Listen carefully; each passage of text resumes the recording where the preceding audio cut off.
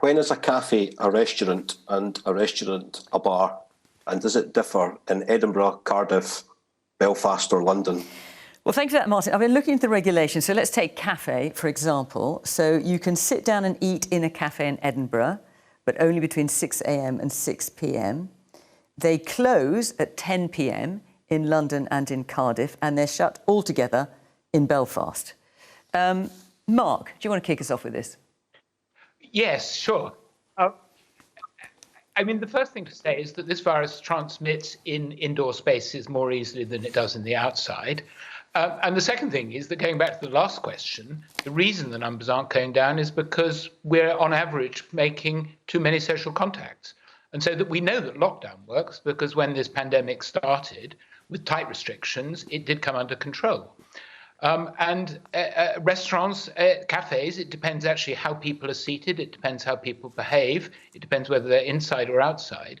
And I think that when you read through, and I read through before coming all the different restrictions. I looked at Northern Ireland, I looked at Scotland, I looked at Wales, I looked at England. It is very confusing and it is different. The bottom line is that we need to reduce our social contacts.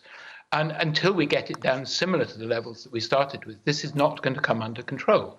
And frankly, we do need to get on top of the second wave, and urgency does matter. And so we've just got to get on with it. And I don't think it's helpful having lots of different, hard to understand rules. So as a scientist, just help us understand, does it make sense then, scientifically, that the rules are different in these different areas? Well, I mean, the first thing to say is that there is not a perfect science that says you can't, there isn't a science that says what a restaurant is or a cafe, and nor is there a specific science that says 6 people or 5 people or 7 people. What has to happen is that our social distancing has got to be maintained. And of course, we're all in this together. I mean, everyone has a responsibility here, but the rules have got to be clear. And I think the argument for a circuit breaker is that it is tough, but it is relatively short. And as we had heard earlier, if we can, by a month's time, if we can get the numbers down, then we've got to get testing and tracing on top of it rather than chasing behind. At the moment, although the numbers available of tests has gone up dramatically, it's still chasing demand. And we're only going to decrease the demand if we actually get on top of it. And then we can really focus on outbreak control, on testing in environments where the risk is higher, on testing in the health system. That's what we have to do. And so your advice would be to shut them all together for a brief period, or for a period of whatever length? For a brief period of time, we've really got to get this under control. There's no question about that. Jim. Thanks, Fiona. Can the panel please explain to me, following on from Martin's question, how the government is going to expect employers in the hospitality sector, like pubs and wine bars, to be able to pay their employees wages of 20% when their businesses are closed and there's actually no money coming in? It just doesn't add up. Graham, you had your hand up. Yeah, thank you, Fiona. Again, I think is it the level of differences across the 4 nations that's adding to the confusion. Is it the case that actually it's a rule for some, but not for me, because I'll just pretend I'm in Cardiff for the purposes of this meeting that I'm having, or the lunch that I'm having as well. I think it's just too difficult for people to interpret the rules. It's too easy for them to interpret it for themselves. So I think looking at the sage advice and making the local lockdown nationwide has to be the way forward. Colin? Thanks, Fiona. I think there's a point being missed by a lot of the panel that Mark only just mentioned at the end of his point, that the lockdowns is supposed to be time to break the chain of infection and give time to bring up the testing and tracing system to a suitable level so that takes over and brings down the levels. And why are we not hearing enough about that? Okay. Miriam, I mean, this is a sort of 2-part question from Martin, and also our audience has thrown in then 10 penneth as well. When is a cafe, a restaurant, a bar? Because also that affects whether they can open or not. And also the fact that it is different in the 4 nations. Do you think it should be one message, as we've heard there? I mean, just now, I think, well, firstly, there obviously has been confusion about what constitutes as a cafe and a bar, and we've seen that replicated elsewhere in the UK as well. I mean, we were hearing Robert Jenrick in the UK government cabinet saying that because if you're going to eat food in a restaurant or in a cafe, in the UK, in certain parts of the UK now, or in the pub rather, that they have to serve a substantial meal, which he was asked, could it be a pasty? So it could be a pasty if it had a side salad, or if it had chips. I mean, if we're dealing with that level of complexity, it's very hard to navigate. Yeah, and I understand that. In terms of whether we would have nationwide, in the sense of a UK-wide lockdown, the practicalities of that, I think, would be very difficult now for all 4 nations, because we've all gone in different directions. I think what we need to do just now is listen to the public health advice and follow whatever it is that we're asked to do there. I think that's first and foremost an issue. I think on the point on hospitality, there's a point that's being overlooked here as well, which is that hospitality, and I say this as somebody who worked in the industry for a long time, is an area that is very, very insecure at the best of times for workers. And it is, we have seen kind of a lot of zero-hour contracts, a lot of precarious employment in the hospitality sector already. And actually with this pandemic, as with so much of it, what it is served to do is not only create new vulnerabilities, but expose fractures in our economy that already existed. The furlough scheme was mentioned there, and I want to touch upon that. What we have in replacement for the furlough scheme is much better than the cliff edge that they were looking to do. It is still deeply inadequate. It only covers areas, parts of it only covers areas that are in lockdown, and we're still asking people in many circumstances to make a significant cut to their wages. Now, are they getting cuts off their rent? Are they getting cuts off their bills? Are they getting cuts off their food? No. What I would like to see is a rollout of the initial furlough initiative that covers not only areas in lockdown, but also other areas, so that we can cover areas like the performing arts and the creative sector that actually are going to remain relatively closed for the foreseeable future. On the point, and this is my last point on hospitality here, when we emerge out of this crisis, we need to see a new deal for workers, because this has exposed vulnerabilities that existed for far too long in our economy. We need to ban zero-hour contracts, we need to root out precarious work, and we need a real living wage for all workers throughout the UK. So, Doug, sorry, OK, I was just going to come to Douglas, but do you want to jump in, Ian? Sorry. Yeah. I'm going to begin with the same point again. There's a huge, big challenge and problem out there. And frankly, we're talking about not unimportant issues, but not primary issues. I mean, I think there's a breakthrough appeared with the 3-tier approach. I mean, clearly the country's being affected in different ways. And it's absolutely right that some parts of the country should be subject to different rules and regulations than others. So the 3-tier approach is a good approach, and definitely should be pursued with great care taken as to what the lockdown issues are and how they might be applied.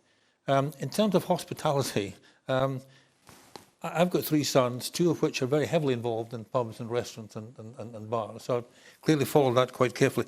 One thing you must remember, there's a huge number of young people employed, and one of the biggest concerns I have is we're going to finish up with a lot of young people unemployed. So I really hope we can do something significant with hospitality and try and prevent what could be very significant unemployment in that area. Douglas, I mean, hearing what Miriam's had to say, and in fact what Ian's had to say, in terms of young people's unemployment and the furlough falling off a cliff, do you think Boris Johnson should be doing more? So it's not falling off a cliff, and I think that was actually Miriam's point. You know, what we have now is, first of all, the furlough scheme. Well, it's significantly reduced in terms of the money people are going to get. But when it was introduced, it has protected 9.6 million jobs across the United Kingdom. £40 billion of taxpayers' money has been invested protecting these jobs. £13.5 billion going to the self-employed, with about 5 million claims. This has been a significant and one of the most generous schemes anywhere in the world. But then you've got Greater Manchester, you've got the Americans in open revolt. I mean, surely this is not good for Boris Johnson, because clearly he wants to bring in some kind of extra restrictions there, and he's got a fight on his hands. But now the replacement scheme is actually very similar. If you look at the levels of support that individuals and employers have to put in France, in Spain, in Germany, is very similar to the 2/3 that the government are paying in the United Kingdom compared to other countries. But Ian is absolutely right, because young people are effectively the ones that could potentially be the most affected by this. First of all, their education. So many of them didn't get to finish their school education. They didn't get to sit exams. They went on to college and university, and in Scotland and in other parts of the United Kingdom, they had a terrible initial experience at university, and now they are going to be paying for this for much of their lives. And the job market, when we get through this health pandemic, the global response to the economic emergency that we're all going to face is one that we have to treat extremely seriously. So I think it is really young people we've got to be thinking about, and that's why the UK government have introduced the Kickstart scheme and many other schemes to help young people into employment. But again, as the Chancellor has said and the Prime Minister has said, it's going to be impossible to save every single job, but we are putting in place the tools to hopefully protect as many of them as possible, as we've done with the furlough scheme and the replacement scheme going forward. Seema Malhotra. Well, I was very surprised to hear that the job support scheme was talked about by Douglas there as being the same as the furlough scheme, or almost the same. Even Dame Louise Casey has come out today saying that if you're going to say that you're going to pay 2/3 of someone's salary, then you should also be saying that they'll only be able to afford 2/3 of their rent or pay for 2/3 of the food for their family. We've got a system that is currently, and decisions being made by the Prime Minister and the Chancellor, that are pushing people into destitution. And the most important thing we need to do right now is look at how we both deal with the health crisis that we're facing, as well as the economic crisis. The job support scheme, I've had many employers tell me that it is not going to incentivise them to keep on employees, especially as times get tough again, and many in the aviation industry as well who are suffering from the slowdown. And that's because when the government talked about this scheme as trying to keep people on part-time, actually it's more expensive to keep two people on part-time than it is to keep one person on full-time. And rather than this, the government should be looking at what's been done in Germany and elsewhere, and what the Labour Party has been saying, to have a proper short hours scheme that supports people to stay on work and in their jobs part-time, because the cost of long-term unemployment is much greater than what we're going to otherwise have to pay to keep people in their jobs, in viable jobs that will be there when we come through this next period. And I just want to come back to this first question as well, when we were talking about how have we done Boris Johnson versus Nicola Sturgeon.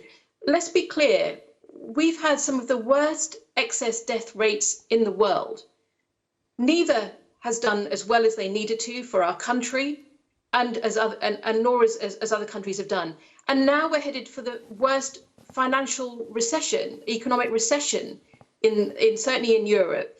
And I think we have to ask questions about what's going wrong, and we have to ask those questions honestly. The government has to ask those questions honestly, and that's why it's important that they continue to work with the opposition, to listen to the opposition. We do need a four-nation approach, and we do need to take the job losses that are there now and could be coming, with 1 million facing a cliff edge at the end of October, much more seriously than the government's doing now. Grant. Thanks, Fiona. If we're looking for money, why don't we, here's a radical suggestion along the lines of Yanis Varoufakis last week, the billions of pounds that have been given to management consultants, instead of giving it to them, why don't we give it to local leaders like Andy Burnham for his local test and trace regime? Let's give it to hospitality workers, and let's give it to all the theatre and entertainment workers who so desperately need it and have been failed. Yvonne.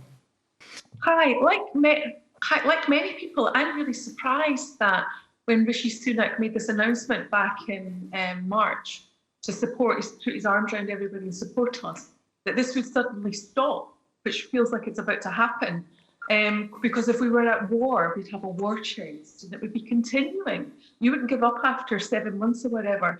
And I feel like the government is went into one gear and have totally shifted into another one now.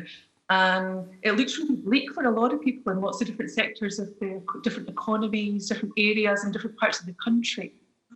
Hamza. So to add to Seema's point about the job safety scheme, Rishi Sunak also said that universal credit is there as a safety net for those whose minimum wage income has dropped.